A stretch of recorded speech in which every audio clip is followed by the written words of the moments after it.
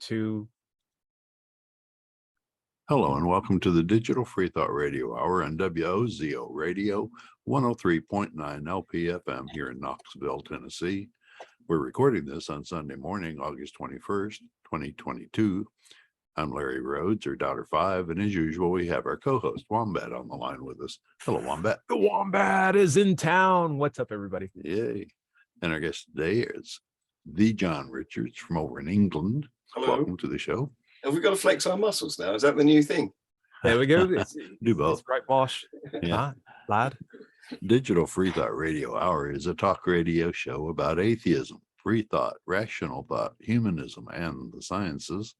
And conversely, we'll also talk about religions, religious faiths, gods, holy books, and superstition. And if you get the feeling that you're the only non-believer in your town, well, I'm betting you're just not.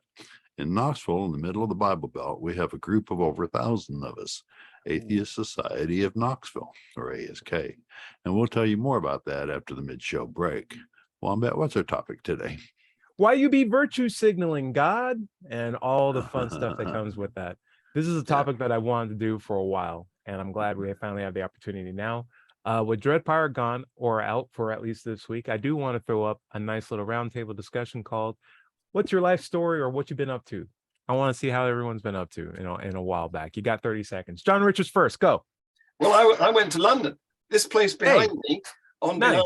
behalf of Atheism UK. And Great. I spoke at an event which was called Stand with Salman. And it was where we all spoke our sympathy and solidarity with Salman Rushdie for standing up for free speech and getting stabbed for the privilege of it. Wow. Well, good for That's you. very impressive. Always doing cool things, going to London, standing up for everybody. Like it's cool how when I check back in on everybody every week, it's like, Dread Pirate, what are you doing? I'm slowly breaking down the false premises of our church state separation biases that we have in our state by like tattooing spaghetti to my head and getting a picture of it. And then John is like, hey, I set up 14 new channels today, and this one is interviewing the president. I was like, oh my gosh, this is cool. And then meanwhile I'm here and I'm like, well, today I did cook spaghetti and I didn't use a microwave, and that is my own. I've got a couple of other things I could report that happened last week, if you like. Go for one more. One more. Okay. Well, we also had the AGM of Atheism UK, and the opening speech was done by Professor A.C. Grayling. Nice. Oh, very good. Cool.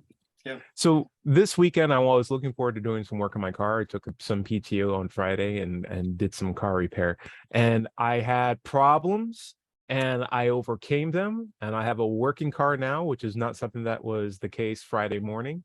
And you know what? I didn't ask God to help me with one bit of it. It was just one full weekend of nothing but engineering, science, and problem solving. And it felt really, really good to accomplish something entirely on my own. If God gave me that problem, I resolved them. And that's what science does. Yeah. Not only that, but I reached out to my mom, and she was problem solving with me. And she's very religious. She's a Jehovah's Witness, but not once did she say, well, I'll pray for it, I'll think about it, or anything like that. She's just like, okay, well, first of all, it's got to have a cool head, take a break, stay hydrated. It's hot outside. Picture the all problem.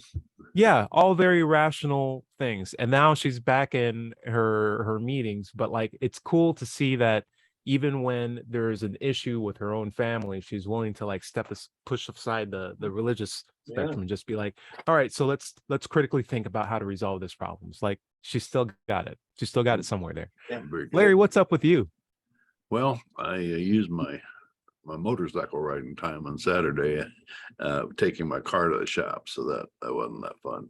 But it's stuff I couldn't do, and I don't usually work on my own car, but it was like aligning the front end, and I could rotate the tires, I guess, but I couldn't balance them.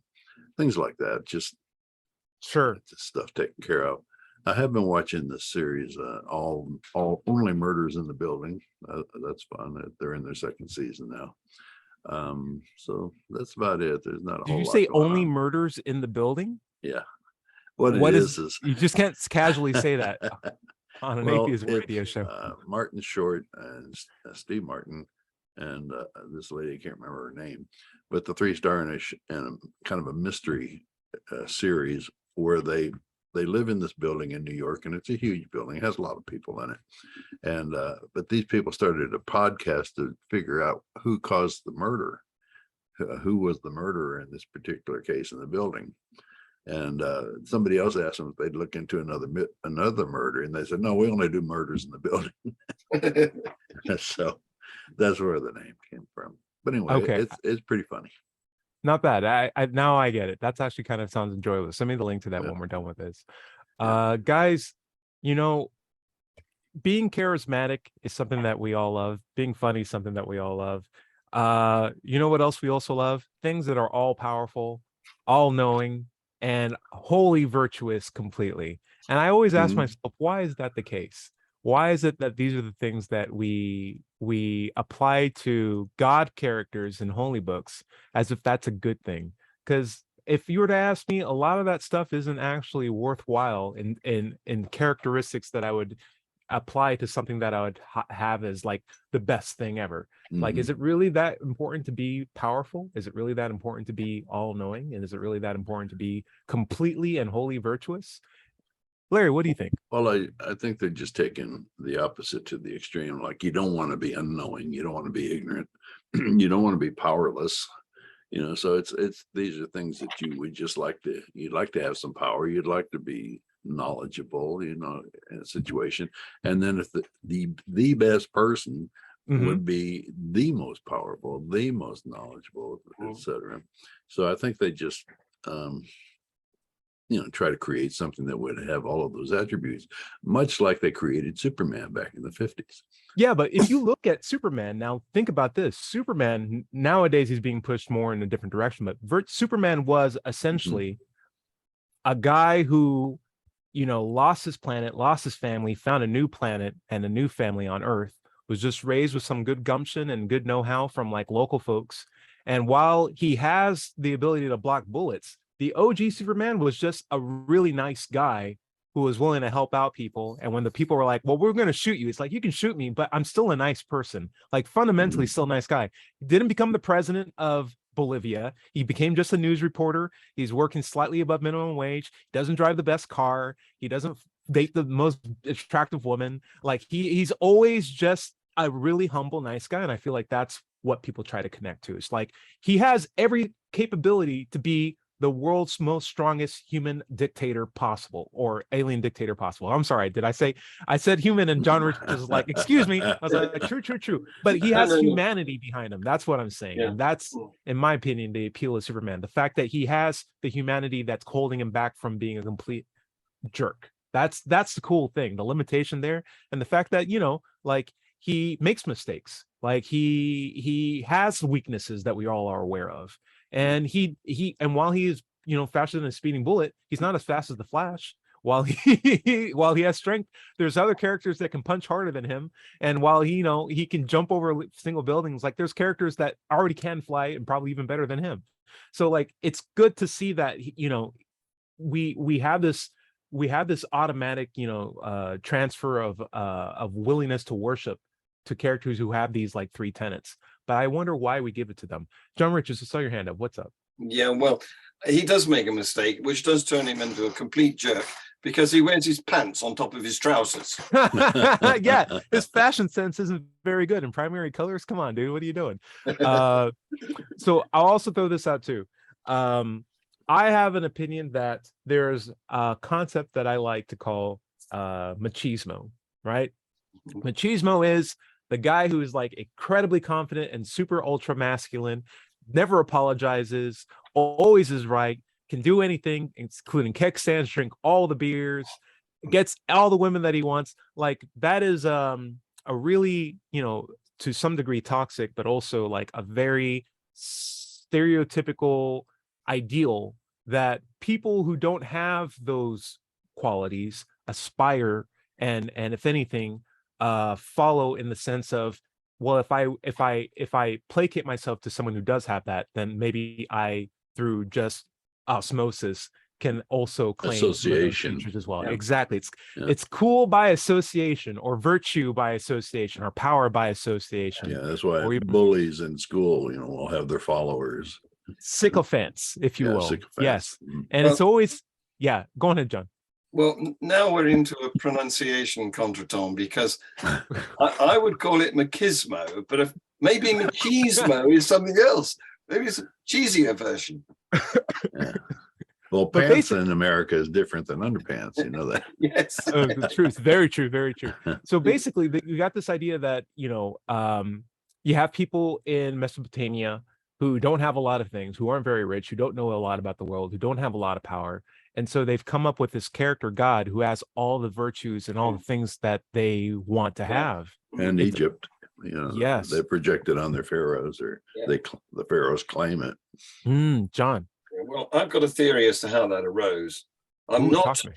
I'm not an anthropologist, but I suspect, and I've got an anthropologist who comes into our group sometimes, and we might meet him later on tonight, you and I, Ty, in Ooh. Cable Atheist News Review, I'm down for it. because I think it's all a product of tribalism. I think that a tribe has to have a leader. Yep. And everybody is subordinate to that leader, so they have to worship that leader, and that leader becomes a role model. Everybody aspires towards copying whatever that person does or deems to be desirable. And so we've ended up with a lord culture. And when you want to invent a god, naturally he is that supreme lord. He has to be on top, right? Yeah. Unquestionable. I Perfect. also feel like on top of that, there's like a pack mentality behind that too, right? Like if you have a tribe, you also have like a pack with a specific sort of leadership structure. Hierarchy. And as you get, so where everyone's at, that's who everyone can congregate. But at the next level, the lower levels don't talk to that upper level. And maybe they have a particular representatives who help Yes. transfer that Yes. level. But for the most part, each striation of power Yes. is Yes. smaller, and the access to it gets smaller and smaller and smaller. And that in its own right is a power, to the point where I feel like at the very top of that peak is God. But then one guy who says, yeah, I talk for God. Mm. I'm the guy that talks for God. Yeah, I'm the And god everyone else has to representative. listen to me. Yeah. Yeah. Yeah, well, Yeah. I was very lucky in that I chose some very good parents who weren't religious, and they gave me everything. Very good for you. They gave me everything they could, but they failed me in one respect. They weren't royal. So- Yeah. And I You say have to do this- better next time. Yes. I also want to highlight the idea that the pack mentality can be given to people without their consent. It could be straight up you will worship my God, you will join this pack, or I'll burn your village down, destroy your stuff. So Sure. like we're expecting 20% of your grains or whatever each year, because now you listen to me and I talk to God. Do you understand how that works? It's like, Yeah. all right, fine, whatever it takes. Like, I'm sure that proposition's been given to people in the past. But Yeah. now that we have some ideas of like, why is the fact that God being, or any gods, most gods we'll just stick with the Christian God, all powerful, all knowing, all virtuous. Now that we understand like the idea or the mindset of people who would make a character like that, I think we've maybe touched on the idea that maybe that's not all it's cracked up to be, at least in previous episodes. I did want to bring up an interesting idea in that I don't actually think God's all powerful, even if you were to take the book literally as true, right? There's literally a lot of things that are overlooked when a God is all powerful that God can't do, right? And then also want to knock down the all knowing. I also want to knock down the all virtuous. But I don't want to be the only one talking. Maybe we can do all knowing first. Does anyone have examples of why God may not be all knowing? I know you wrote a book on it, Larry. All right, fine, Larry. You can go first. I'll do mine second. John, get some time to think about it. John, there you go. Well, apparently he didn't know that a serpent was going to invade his garden, and he wasn't powerful enough to keep it from happening. And he wasn't omniscient enough, omnipresent enough to be there when it happened. And Right. he's supposed to be everywhere at once. Mm. So just that one example It's would also break it all.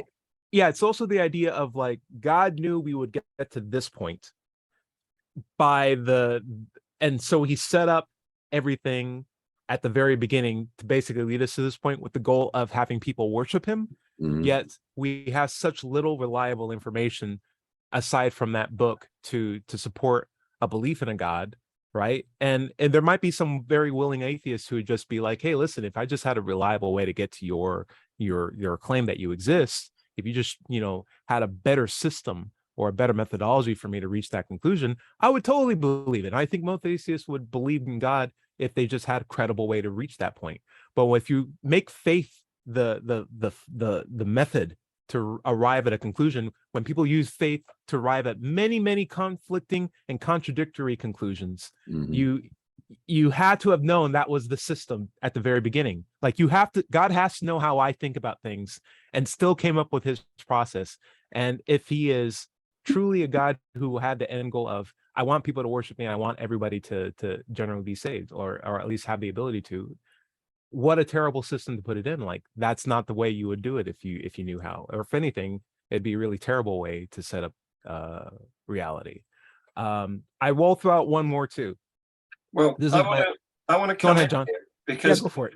I want to query the use of the word all, because you've got all powerful, all knowing, all virtuous. And I think that that's come about, the idea of him being all of these attributes, perfect in every way. That's come about because previous gods had specialisms. They were rain gods, they were farm gods, they looked after the cattle, they looked after the crop, or they cured you when you were sick.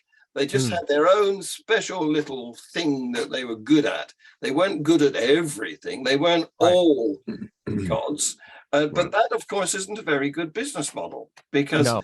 your God, whatever God you support, you worship, can only supply one sort of need. So he doesn't get called into action very often. It's only when people are sick, or when there's a drought, or when there's a pestilence. Drowning. Yeah, yes, exactly. So people back in those days wanted a better. It's like, the early days of selling vacuum cleaners. All they did was suck the dirt off your floor. But then people realized that they could make them more desirable if they could also spray paint and dry your hair.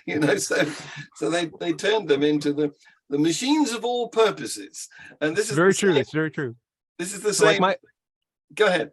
Yeah, my vacuum cleaner now like rolls on tiny little wheels and like chirps at me and like avoids my socks on the floor. It's just like there's more technology in that than Exactly. there is in my laptop at the moment. And There I you can't go. imagine when that thing flipped.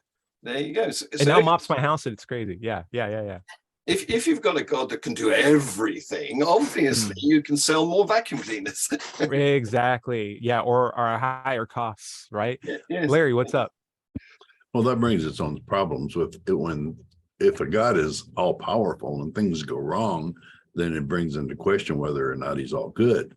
Because why would he allow children to get cancer or whatever? Right. No, that's not God, that's Satan. And we are, but he knew Satan would exist. Yeah. So like it's this weird, it's this weird conflicting thing where it's just like I've both made paradise and a trapdoor in paradise at the same time too, or I've made the poison and I made it look just like all the delicious other apples. It's like there's something you can't be both. And back in the days when there were multiple gods, they worked at cross purposes a lot of times, and they would use humans, as their sport. They would give them certain tasks, and you could explain things going bad because this god is trying to best that god. Yeah, that's right. But when you got one god who's in charge of everything and he's all virtuous, why do bad things happen? It's a major question in theology. That is a problem, because my favorite goddess, actually, from the days of polytheism, is Cloacina. And her job, she had one job, and that was to keep the sewers of Rome flowing. So she only got blamed when they were blocked. The rest of the time, she wasn't needed. Right. I also throw this out too. This is sort of a nuanced idea, but the idea of God being all knowing, he can't know everything, because I know what it feels like to forget a song that I used to love, and just recognize that I'll never hear that song again. So when I was a kid, I had a cassette tape. I loved, and I used to like record songs off the radio, and I had this really eclectic, appreciation of like for old school jazz. And I'd record a bunch of stuff that came on a classical public radio station. And I had some great tracks there, but there's no words on there. It's just all, solos and improvisation. And when I came back and I found the cassette tape like 20 years later, I put it in my cassette tape player. I had to buy one, and all the magnetic strip on that tape is gone. Like there's just no feedback. It's all just a blank cassette tape. And I'm like, that music is gone forever. And I used to like define my like childhood based on the songs that are on there. And I don't know how to like find that music again. I just have to recognize that I now know what it's like to forget something forever. And God does not know what that feels like if he is all knowing. That is a thing that I know, that God doesn't know what it feels like to forget something forever, and just like recognize that. That is a feeling God can't know. And I'm like, well, God, then you don't know everything. What's going on there? Larry, I saw your hand. What's up? Well, you're the age, I would think that those songs may have been in MIDI format, just computer tunes. Or no, they were orchestra. They were like an actual trio sometimes, and it was just played over the radio. Yeah. Yeah. Okay. We didn't call it a playlist then, did we? No, it was what do you call it? Mixtape. That's what it used to be back in the day. Yeah. I when things like that happen, it's sad, but it's also a recognition that, hey, I did something God can't do. And I know I have a feeling of empathy that I feel like God wouldn't necessarily have either. Yeah. But like when you lose someone forever, or like when someone dies in your family and you lose them, and they're not just moving to a different place like heaven or something like that, but like you will never see them in your life again. That's like a sadness I feel like God doesn't know. When you lose a song, that's like a song you don't know. When you have a pet that dies, that's a feeling that God doesn't know, because he knows only that death is a change of address, not necessarily a permanent loss. Permanency of loss is something that I just feel like God doesn't know. Right. Here's the thing though. God can't be omniscient and omnipowerful at the same time. Talk to me. Because if he knows everything, then he can't change it. Because if he did change it, he wouldn't have known it. Ooh. Yeah. But if it's a weird conflict. He can change it, if he can alter it, the future, then obviously he's all powerful, but not omniscient, because he certainly didn't know it. Because he didn't know he was going to change it. And I'm going to throw this out before we go out to the break, but like, why, before we touch all virtuous, why is all powerful and all knowing even extolled on such a pedestal? Like, I'd be happy enough. Listen, one of my favorite heroes growing up, and this is an obscure pull, but it was a guy whose superpower was getting tomorrow's newspaper today. That was his only power. Like, he'd wake up in the morning, he'd open up his door, and there'd be a newspaper from tomorrow in front of him. And he has no powers. He has nothing except for just being able to read it and see whose dies or what bank gets stolen, and just does his best with his own human 2 feet and goodwill and borderline charisma to just try to stop or talk the robber out of stealing the bank, or trying to find that kid and make sure, like, hey, don't go to the park today, kid, and or doing whatever he can to make sure the bad stuff in the news doesn't happen. And he gets no money for it. He gets nothing for that, but like, it works out for him. Seeing a guy struggle, like, I feel like the underdog tale, the Rockies, the Luke Skywalkers, maybe not, well, I guess to an extent, but like, I feel like we are attracted more to underdogs, and because we can recognize the ethos and the pathos and the struggle of trying to do good in a world that's not necessarily in your best interest or in your favor. So when you have this being that's all powerful and all knowing, I'm already so disinterested in this character. It's like, this character has no weaknesses. Why do I care? Why do I care? Why would I ever worship that being? Like, it makes no sense to me. I think that's only some of us, though. Some of us relate to the underdog, but there are other people, and I'm thinking of a former president of America, who do not relate to the underdog at all. Why? Humans, man. Larry, what's up? No, I'm intrigued. I hadn't heard of that person with the superpower of getting a newspaper. Can you come up with the name? Can you remember the name? Gary of it? Hobson from Chicago Express, or Gary Hobson. yeah, I believe his name is Gary Hobson. He's not a superhero, like I said. He's just a regular person. Yeah. But yeah, I mean, it's a TV show that came on, and let's say we hey, how about this? We go on a break. I'll look it up. And we'll come right back. I looked it up. It says Gary Hobson Early Edition. Yes, And it's that got a name wiki, is tattooed on wiki my article. brain. It's another example in my head of guy who has power but doesn't use it in a bad way, is limited in his capability, limited in his knowledge, and relies on other people in a great deal to help him get basically good things done. Yeah. And I feel Fantasy like that is comedy drama is what it's called, from 1996. yeah, and Yeah. I just love that. But I guess you're right, John. There is a cast of people who don't want that in their heroes. Yeah. They want the all-powerful, they want the all-knowing, they want the all-virtuous. And we'll talk about why God isn't any of those things to hopefully get those people off that bandwagon in the second half. Larry, why don't we Right. take us out? Sure. Stay tuned for the second half of the Digital Free Thought Radio Hour. We're on WOZO Radio, 103.9 LPFM right here in Knoxville, Tennessee. And we'll be back right after this short break. To Hello, and welcome back to the second half of the Digital Free Thought Radio Hour on WOZO Radio, 103.9 LPFM here in Knoxville, Tennessee. Let's talk for just a moment about the Atheist Society of Knoxville. ASK was founded in 2002. We're in our 20th year now and have over 1,000 members. We have weekly in-person meetings if you'd like to join us in Knoxville's Old City at Barley's Taproom and Pizzeria. Look for us inside at the high-topped tables, or if it's pretty weather, outside on the deck. We also have a Tuesday, that's every Tuesday evening, by the way. I didn't put the day of the week in there. Anyway, we also have a Tuesday evening Zoom ASK meeting. If you'd like to join us, like can't get to Knoxville or can't get out, join us via Zoom. You'll need the link though, so email us at askanatheist@knoxvilleatheist.org or let's chat se@gmail.com. You can find us online on Facebook, meetup.com, or go to the website at knoxvilleatheists.org, or just Google Knoxville Atheists. You can get it to us that way. By the way, if you don't live in Knoxville, you should still go to Meetup and do a search for an atheist group in your town. Don't find one? Start one. Wombat, where do we want to pick up? Some quick little comments, not little comments, big comments that we love. Dada's Trader Room said from our last episode, mailbag, when we went over a bunch of mail comments, Christians often use false dichotomies that either the universe came from nothing or God created it. The question to ask them in such a case is, what did God create the universe from? Because if matter had not preceded God, then God must have created the universe from nothing. Yeah, absolutely. You know why I also say that?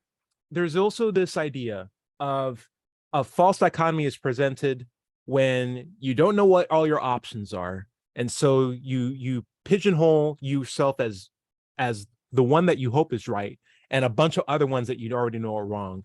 And you only examine the ones that you know are wrong, so that by the default position, the one that you're right, the one that you want to win wins. And I'm working on an analogy. It's long. I'm not going to go into too much here, but essentially, like, if you don't know what a sock is, if you have no idea what a sock is,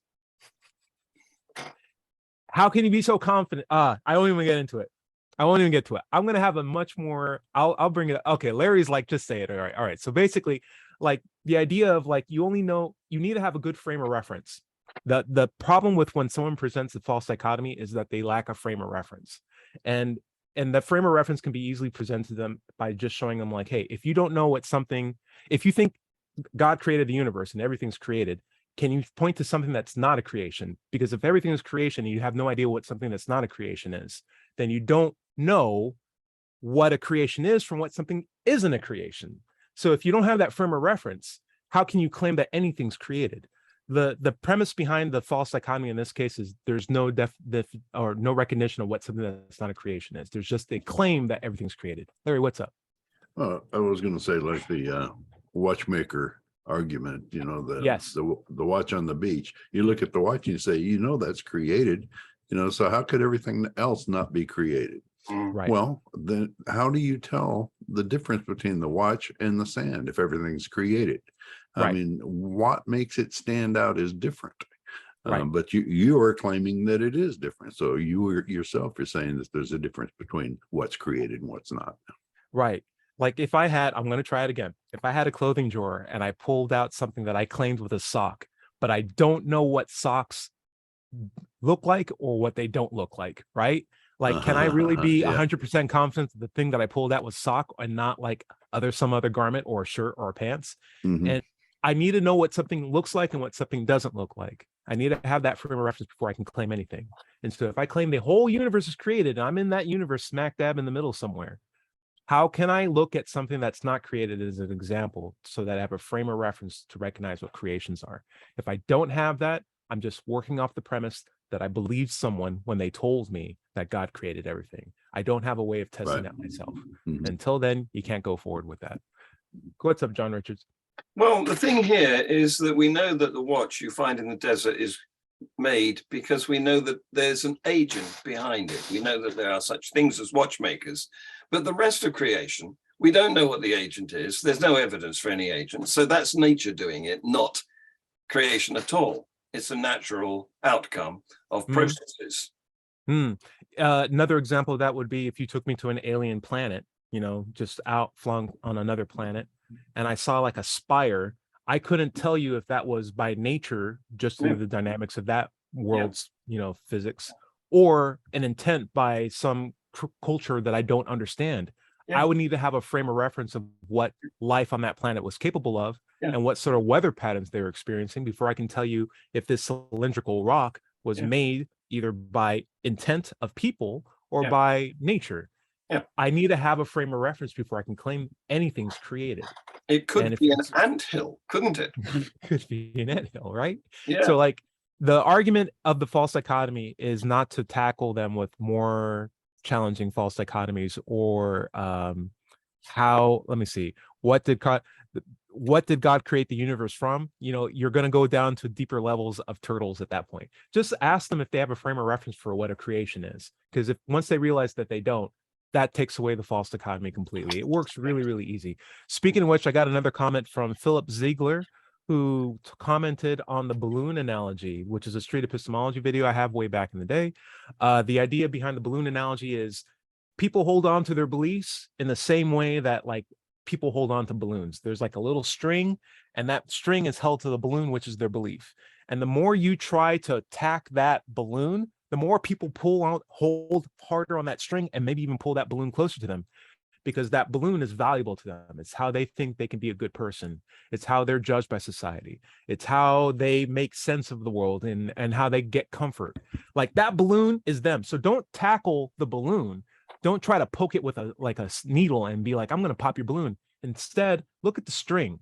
Make sure that string is good, because less people put a lot of attention in the string and they only care about the balloon. So if you talk about the methodology people use to arrive at their conclusions without attacking the conclusion itself, you get a lot better mileage in your discussions. So whenever I talk about things with people about their deeply held beliefs, I'm always talking about the methodology they're using to reach their beliefs, the string, not the balloon. And Philip Ziegler says, great way to clarify the difference between challenging a person's belief and exploring the reliability of the reasons for their confidence that the belief is true. Instead of people getting defensive to protect themselves, they become curious about their own methodology, which in most cases they have never really examined. And if you participate if you participate with a genuinely curious partner, the conversations can be transformative for both people. I agree completely. Great comment, Ziegler. Before we leave, go for it. Paley's watchmaker analogy, rather, I think it's an attempt to sidestep the real question by putting it into a false dichotomy. They're saying, I don't have to show you the agent. Right. They're avoiding the real question is, show me the agent, because I can show you a watchmaker. You show me your God who does this creation stuff, and then I'll believe you. But they don't say that. They don't. They try to divert your attention away into the area of it's this or that. Also, different societies have different gods. So, I mean, you have competing theories for the same creation. Yes. So, I mean, why should I believe your God did it when this society Yes. said their God did it? Yes. You know, Yeah. and the scientists say it could happen naturally. Yes, Right. indeed. This God's giving away free candy. What can your God do for me? Yes, yes, yes, quite. Uh, And you mentioned what was it? Everything being made from dirt. Was that it? You said something a about matter? Me? yeah. You or said one of our something about commentators? what did God make it from? There must have been Right. there must have been some stuff there beforehand. And of course, that's what they argue is a weakness of the scientific explanation, because they say you're claiming that everything's made from rock. Well, we're Right. not claiming that, but they are. They're claiming that Right. Adam was made from dirt. Yeah. Yeah. Oh, Where's there still okay. dirt?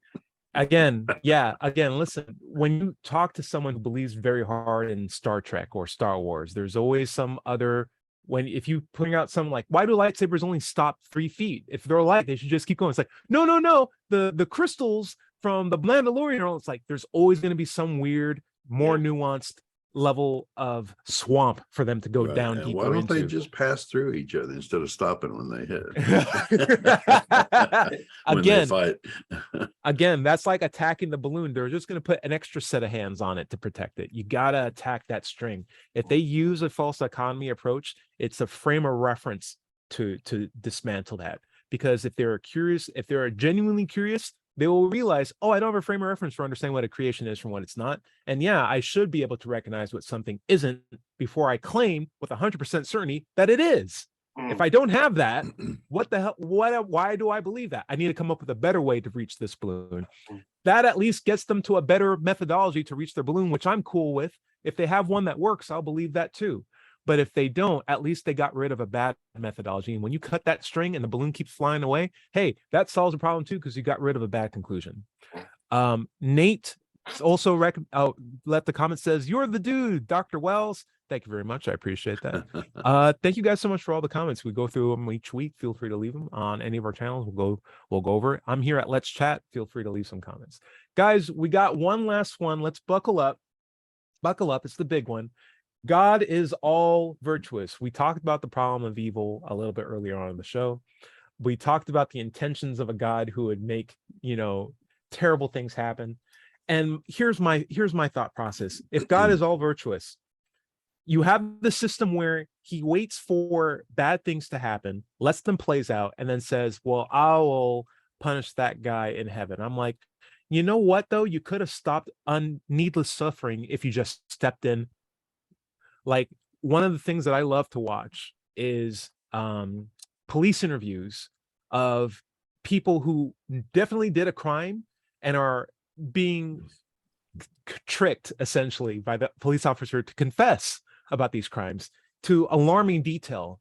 And in my head, it's just a staggeringly brilliant process of interrogation, but also like this cunning that makes this person explain step by step how they thought about this murder or this assault that they were about to do, all the things they did to prepare for it, and just them casually explaining to this officer of law about like all these premeditated steps they were doing leading into this final thing. And I'm like, the police officers are doing their job. They're bringing justice to something that was out of their control, that they had no wherewithal of, that they had no way of stopping until the bad thing happened. But God knew the whole step of the way. God knew when the guy bought the axe from Amazon that he's like, oh, this guy's probably going to try to kill a guy. I'm going to wait for it to happen, though. And then I'm totally going to punish this guy. And he's stabbing the person, or he's like waiting for him outside of a bush. It's like, God's like, oh, that guy's totally going to stab that guy with the axe and hack him into 40 pieces. But I'll let it happen because I totally am going to punish this dude. Then he doesn't. He's just like, oh, that's so terrible. Oh, well, I wish there was a way I could stop it. Anyway, I'll let him finish. And then after he's dead, maybe, unless if he turns around and like uses the blood of my son that I killed on a cross to forgive him. Larry, what's up? I'm sorry. No, I was just going to say that in America, we have laws against knowing about a crime before the crime happens. Absolutely. And not doing anything about it, not reporting it. And you can also be an accomplice after the fact as well. Yes. But so that makes God an accomplice before and after the fact. Yes. So he's culpable for a lot of this stuff because obviously he can act according to every believer on the planet, he can act to interfere with human affairs, but he doesn't. Yes. It's criminal intent. That's what it's Right. called, at least in the United States of America. You Right. had the intent to do a crime, but we stopped you from doing it. And we can still punish you to a different code, but we can still punish you but for it, maybe even- even give you rehab for it. We can punish you for knowing about the crime and not doing anything about it, even if you didn't do the crime. But if you knew about it beforehand and didn't notify the authorities or didn't step up, then you can be held culpable for that. Right. Yeah, exactly. It's I want to throw out, if God did one sting, maybe even like one sting a year, just like it's God's sting, like, hey, listen, I left some gold out, but I told you not to steal. And if you think about stealing it, I'm gonna like turn you green and just be like, I'm God. This guy's criminal intent to steal, but you can forgive yourself. I'm just letting everybody know I exist. Just everyone be cool. This is criminal intent to sin. Criminal intent to sin. Then everyone would be like, oh, God does exist. That's fine. That's pretty virtuous. You stop the crime from actually happening instead of letting it happen completely, even if it costs needless harm or the expense of a person's life or their well-being. Like, I can't imagine anything worse. John Richards, you want to weigh in on this? Sure. Yeah. Well, I'm wondering if his book is anything to go by, how can he be described as being all virtuous? Eh? Mm-hmm. I mean, in chapter 1, he drowns everyone except Noah's family. Right. Babies too. Yeah. Well, I mean, literally, he tells people to go kill other people. Yeah. How virtuous To is that? enslave people too. Yeah. You know, the saddest thing for me too is when I hear, and I've had this conversation as recently as like 2 weeks ago. I was talking to a guy who is a Christian, wanted to ask me questions because I'm an out atheist at work. And he's just like, where do you get your morals from? And I'm just like, Larry, you would roll your eyes into the back of your head like 16 times when you get this. Yeah. And I have no problem answering that, but it's like, it's sort of like a kid being like a third grader coming to you and being like, I don't believe in blue. You're just like, oh my God, how do I go explaining this? It's like, well, there's colors. There's, and if I bought you a box of crayons and we pulled out everything that wasn't blue, there'd be one crayon left. Mhm. Yeah. It's like, how can I make this more simple? Well, that's not Mhm. actually blue. That's just the blue that the new. So anyway, so I'm talking to this guy. He says, where do you get your morals from? I'm explaining him about like the concept of well-being and reducing needless harm and stuff like that. And so at the end of it, he's like, well, I guess that makes sense. And I ask him, like, where do you get your morals from? He says, I get them from God. And like, in your opinion, is God very moral? He's like, he's the most absolute moral person. Like, that's where morals come from. I'm like, so would he ever tell you to like drown a baby? He's like, no, drowning babies is bad. And I'm like, would God ever drown a baby? He's like, no, God would never drown babies. And I'm Have just you like, read the Bible? no, he's not. Not critically. And so I said, well, Noah's flood drowned like the whole world's worth of population, including babies. Like, well, they deserved it. That was the Mhm. switch in his head. Yes. And I'm like, but that wasn't the premise of the line of questions I led you up to. And he's like, well, I'm sure he had a reason for it. And they were acting really, really bad. I'm like, the babies were acting really bad. He's like, whoa. And then we did the same thing with slavery, because Ecclesiastes specifically tells you groups of people to enslave, how to beat them so they don't die within 3 days, so you don't Yes. get punished for it, Mm. how to take their children from them so they don't run away from you, Mm. how to own their family so that you can always own them as property and you can ransom them Yeah. for additional Yeah, time. well- I'll go for it, Larry. And according to the book, God's single most common interaction with humans is killing them or giving them plagues which kill them. Mm. Yeah, it's pretty bad. It's pretty Yeah. bad. Yeah. And the one that breaks my heart the most is when I bring up the slavery option and they're like, well, that was just the accepted thing to do back in the day. And I was like, the slaves didn't want to be slaves. No. I'm pretty sure the people who wrote the Bible were like, yeah, we're cool with this. But the ones who were enslaved had a problem with it, and it wasn't cool with them even back then. And would you agree that they had a right to at least have that feeling, if anything? And yes, of course, he gets it. But like the idea that you could take a well-meaning person and destroy their sense of morality and taint it so poorly by extolling like this terrible example of virtuosity in front of them, one that they don't apply any sort of critical thinking to, is tragic. If Yeah. anything, in my opinion, it's child abuse. Mhm. I think in the most simplest form, when you raise a kid to not appreciate morality in the real sense, in the systematic way, and instead hold this bully, this tyrant, and say this is the example of morality that you need to follow, and everything that this guy does is correct. That is child abuse in my head. Like that Yeah, is an absolutely. affront to us, because we have to live with the circumstances of that. We have to live in a world where people can just be rude to each other, pray in their own private quarters, and think they're completely, resolved of any issues. That's a terrible world to be in. John Richards. Yeah, well, as president of Atheism UK, I get invited to do interesting stuff. And one of them is to debate this very topic. The title is, Can We Be Good Without God? Hell yeah. And it's to happen at the Bishop Stortford College, which is one of our near top private independent schools. And my opponent will be a bishop. So this isn't going to happen until March, unfortunately, but I can't wait. Well, Not I'd like bad. to see that. So Well, be I'll sure make to sure it's recorded. let us know. Yeah. Yeah.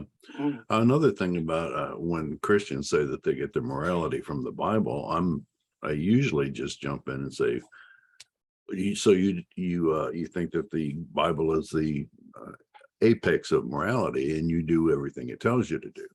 And they say, yeah. And I point out that, it does tell you that witches are real and that we need to find them and kill them. Right. And that you should find and kill homosexuals as Mhm. well. Do you do all that? No, I don't. Then you don't get your morality from the Bible. You pick and choose Right. which right, things that right. you want to do and Yeah. which things you don't want to do. Yeah. Therefore, you're getting your morality from the rest of society and Right. from what you're deemed is good or bad. Mm. When I hear people say I get my morality from the Bible, I ask them, what do they mean by that? And they say, Mhm. well, it tells me not to steal, not to hurt people, not to kill, not to blah, blah, blah, blah, blah. And I say, okay, if the Bible, just for the funsies of this argument, if you found out tomorrow the Bible wasn't true, right? Would you start killing people? They say no. Would you start stealing Right. things around? Like, no, I wouldn't do that. Like, Mm. would you start, cheating on your wife? No, I wouldn't do that. I'm just like, okay, well, whether it's, yeah, whether the Bible was true or whether it wasn't, you're still operating on a higher standard of morality, like this high standard of morality. So it can't be from the Bible. Yeah. What do you mean then that you got it from the Bible? What do you mean by that? And let them think through that. What do you mean? What's up, Larry? No, my thought process has moved on, I'm afraid. Well, Go ahead. Go ahead. I'll come John back. Richards, full mouth. Yeah, I'll fill in for you, Larry. The thing is, on this very topic of stoning gay people, I think you mentioned this from the Bible. One of your candidates, a GOP, Grand Old Party candidate in Oklahoma, is getting attention at the moment because he's running in the Republican primary runoff. And in some years ago, it's true, but everything doesn't go away on the internet, does it? So Right. he made some extreme comments, and he was saying that there's a long list of people in the Bible who sinned and who are worthy of death. So he's now trying to have to row back on that because he realizes he's not a vote winner. I remember now. Go on in, Larry. I get Good people point, John asking Richards. me. Yeah, it was. Sorry. I get people in my conversations. I get people saying, what's stopping us from killing or raping as much as we want to? And the answer is, I do rape and kill as much as I want to. Yes. I don't want to. Yes. Yes. And we are stopping ourselves because of our mutual empathy and compassion with a fellow man. That's a very interesting point. You have this. So Larry, you might realize, has a bag of cheeky comments. And if you follow his internet premise, he's just constantly dashing them out like, Pokemon cards at a trading card event or something like that. But if someone says, why aren't you killing or raping as much as I was like, I am doing it exactly as much as I want to, which is zero. Why is that? Mhm. And listen, and here's the other thing too. If the Bible is the only thing keeping you from stealing, sexually abusing, murdering people, like whatever terrible thing you want to add to that, then you are welcome to keep the Bible. I mean, I wish there was a better, I bet there was a better safeguard than a fantasy book to keep you from causing all these harmful things from happening, perpetrated by you. But if that's what it takes for you to be a working member society, fine. I'm willing to take that. And I think that works for some people, but I do not think that it works for the number that it's currently indoctrinated for. And I guarantee you that if we were to at least have the freedom of not being indoctrinated at such a young age, we would come up for better systems for those people who believe in those falsehoods that keep them as operational functioning people. We would come up with better systems for them, or find a safer place to keep them, or to reduce their harm than this book of lies. And I want us to work towards something like that. What's up, John Richards? Well, a big problem there is the idea of salvation and heaven and forgiveness and a second life. So it reduces the importance of what you do in this life. So you can get away with murder, to coin a phrase, and just go and say, you know, I'm sorry, and you will go to heaven. That's a very bad idea. Very good, very good points for a very bad idea. We need to work harder for that. And you turn it around and you say that, you know, well, if Christianity is keeping you from doing harm and doing bad things, why didn't it stop Hitler? You know, he's a Catholic. Speaking of letting things happen, right? And the church was behind him, you know, during all that time. Why did he do good? Why didn't he do good instead of harm? And you don't have to reach as far back as Hitler. You can look at Russia and Ukraine. You can look at, you know, just the Trump legacy. Like there's just so many examples of harm going unobtained or uninhibited. And if we can't believe in a virtuous God, if we allow that to happen with them being all powerful. And even done by the church itself, like in the Inquisitions, in the name of God, they were doing all this harm. And the distinction here is we're talking about needless harm that comes without any need for it. Why do we have that? We should be able to go without that by definition. Why do we allow it to happen? Why does God allow it to happen? If there is no God, let's work on our own ends to stop that from happening, because we work in a universe where there isn't necessarily purpose given to us. We can come up with a purpose to enhance our well-being. But lacking that, if there is a God that's controlling everything, that God is not all powerful. That God is not all knowing. That God is not all virtuous. John Richards, what's coming up next week? Next week we have the return of Pastor Alan Cartwright on Free Thought Hour. He came on about a month ago, and he reckons that we were too kind, too gentle to him. He wants to come back and have a more abrasive encounter. So he's preparing a PowerPoint presentation. No. Yeah, he's going to tell us why Jesus is God and he's right and we're wrong. And Tercia, my co-host, and I are going to say things that challenge that. It should be fun. It's actually kind of embarrassing. Like, it's been a while since I've dealt with Christianity at that degree. And now when I see someone who is a Christian that's just like to the point where they're willing to put up a PowerPoint presentation to like extol how much they believe in this thing, it's just like, you know, I like sci-fi too. But you'll never see me being like quantum leap and why it actually could actually happen. Yes. Slide number 1. Yes. So Webster's dictionary defines quantum leaps as, it's like, okay, calm down, guy. All right. You can find me on Let's Chat. I'm here. Feel free to leave a comment. We'll go over them over next week's show. Larry, I'm still, you know, you brought up a lot of points, but I still don't understand what atheism is and what it's all about. We're just gonna have to call it, you know, let's all become Christians. There's no way we can resolve this. No. I've actually put those ideas in the book called Atheism, What's It All About? It's available on Amazon. My content, including a lot of the articles in the book, are at digitalfreethought.com. Be sure to click on the blog button. There you'll find our radio show archives, atheist songs, and many articles on the subject of atheism. My YouTube channel can be found by searching for Doubter5. If you have any questions for the show, you can send them to askanatheist@knoxvilleatheist.org or let'schattse@gmail.com, and we'll answer them on future shows. If you're having trouble leaving religious beliefs behind, you can get help from recovering from religion at recoveringfromreligion.org.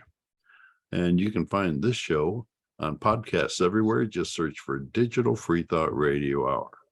Remember, everybody is going to somebody else's hell. The time to worry about it is when they prove that heavens and hells and souls are real. Until then, don't sweat it. Enjoy your life, and we'll see you next week. Say bye, everybody. Bye. Bye. Bye bye. And recording there.